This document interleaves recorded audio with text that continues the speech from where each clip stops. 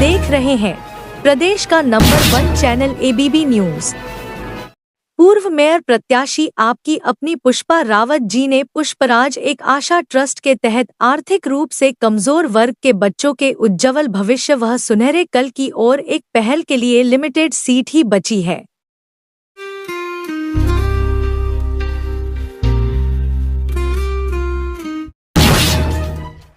नमस्कार, आप देख रहे हैं एबीपी न्यूज। मैं हूं आपके साथ आपका दोस्त, आपका होस्ट संजय शर्मा।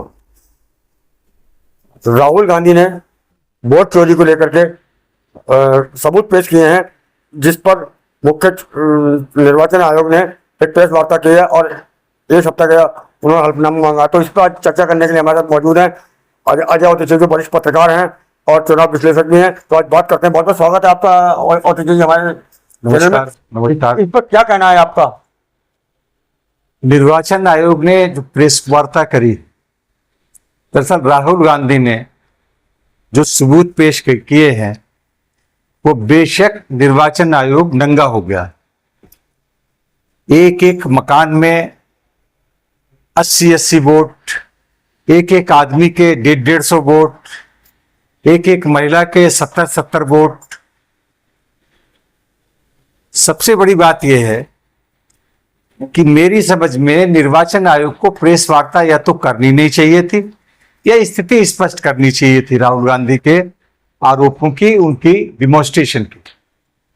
अब निर्वाचन आयोग तो भारतीय जनता पार्टी के प्रवक्ता भी, उनका भी कोई स्तर होता है। निर्वाचन आयोग का स्तर तो उससे भी घटिया था। किसी सवाल का पत्रकारों के जवाब नहीं दे पा रहे थे। इससे जो चुनाव आयोग ने जो प्रेस वार्ता की है, इसमें बिहार चुनाव पर कितना फर्क पड़ेगा? क्या चीज? बिहार चुनाव पर इसका क्या असर पड़ेगा? बिहार चुनाव पे कोई असर नहीं पड़ेगा, बल्कि बिहारी जो होते हैं वो बहुत शॉर्प माइंड के होते हैं। उनकी राजनीतिक चेतना बहुत ज्यादा होती है।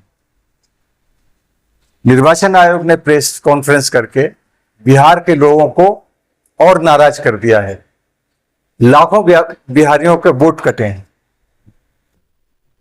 जो लोग घर में रह रहे हैं उनके वोट कटे हैं। निर्वाचन आयोग ये नहीं बता पाया कि वोट जोड़े कितने हैं, वोट काटे कितने हैं। 65 लाख वोट काट दिए। ठीक है। राहुल गांधी ने पूछा कि जिनके वोट काटे हैं उनका आधार बताओ, उनकी डिजिटल लिस्ट दो। वो नहीं दे रहे हैं चुनाव आयोग। सुप्रीम कोर्ट ने कहा है कि 65 लाख लोगों को जो वोट काटे हैं वो किस आधार पर काटे हैं। अब इसमें घबराया हुआ है निर्वाचन आयोग। इस पर सुप्रीम कोर्ट ने जो कहा है, तो इसके बारे में क्या कहना चाहते हैं? सुप्रीम कोर्ट ने बहुत अच्छा निर्णय दिया है, बहुत अच्छे सवाल पूछे हैं। सुप्रीम कोर्ट ने आदेश दिया है निर्वाचन आयोग को कि जो वोट काटे गए हैं उनका आधार बताइए, नंबर 1 वो वेबसाइट पर डालिए ताकि पब्लिक देख सके कि हमारे वोट किस लिए काटे गए हैं, कितने वोट जोड़े गए हैं वो भी बताइए। जोड़े तो है ही नहीं, प्रेस कॉन्फ्रेंस में बता ही नहीं पा रहे। तो इस पूरे प्रकरण में निर्वाचन आयोग नंगा हो गया है। अब राहुल गांधी ने कहा है कि मैं अभी और एक धमाका करूंगा। इसके मतलब उनके पास और कुछ सबूत इकट्ठा हुए हैं। बिहार चुनाव होते होते राहुल गांधी निर्वाचन आयोग को इतना नंगा कर देंगे और सरकार के सामने एक इतनी बड़ी समस्या खड़ी हो। मुझे तो लगता है कई बार कि सुप्रीम कोर्ट बिहार के चुनाव स्थगित न कर दे और आगे बढ़ाना पड़े। इस पूरे प्रकरण को लेकर के आप तो चुनाव विश्लेषक हैं, ये बताइए कि आगामी 2027 में क्या नतीजा सामने आएंगे? नतीजे तो भाई भगवान जाने। सरकार उनकी है, आदेश उनके लागू होते हैं, अधिकारी उनके हैं।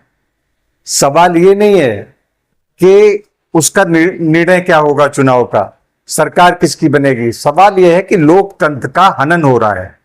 सरकार और निर्वाचन आयोग मिलके, भाई चुनाव, अगर ये जो सरकारें बनती हैं, चुनाव होता है, ये जनता के द्वारा होता है। जब जनता को वोट ही काट दोगे बिना आधार बताए, बिना उसके, तो लोकतंत्र कहां बचेगा? फिर तो चुनाव करो ही मत। अपनी अपनी सरकारें वैसे ही बना लो। 2027 जो आ रहा है उसमें कांग्रेस की क्या स्थिति रहने वाली है आगे? कांग्रेस की तो भाई कांग्रेस ही जाने, मैं कांग्रेसी तो हूं नहीं। कांग्रेस की स्थिति वैसे पहले से तो अच्छी रहेगी। अब कांग्रेस का स्थानीय स्तर पे कार्यकर्ता राहुल गांधी को कितना फॉलो कर रहा है, भाई राहुल गांधी ने तो कोई कसर छोड़ी नहीं है।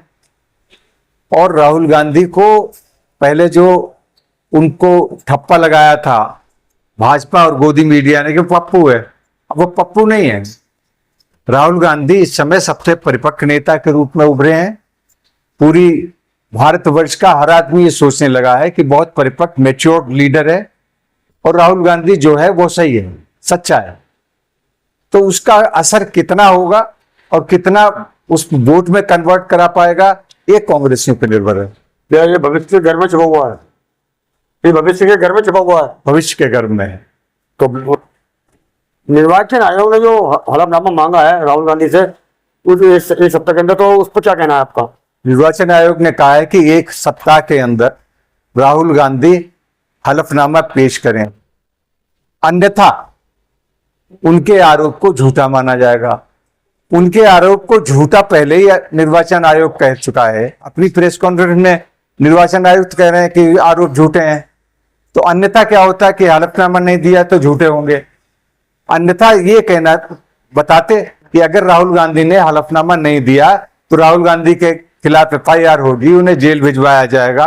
वो तो कह नहीं पाए क्योंकि ऐसा कोई कानून नहीं है। राहुल गांधी ने सबूत पेश किए हैं, उन सबूतों का वो बताते कि भाई ये सबूत गलत है कि सही है तो मैं इनमें सुधार करूंगा। निर्वाचन आयोग को माफी मांगनी चाहिए थी प्रेस कॉन्फ्रेंस में कि भाई निर्वाचन आयोग से इतनी गलतियां हुई हैं, उनमें सुधार करेंगे। वो तो प्रवक्ता की तरह पार्टी के, सत्तारूढ़ पार्टी के धमकी आ रहे हैं राहुल गांधी को, तो उसे पता ही नहीं है कि राहुल गांधी धमकी में तो आने वाला शख्स नहीं है।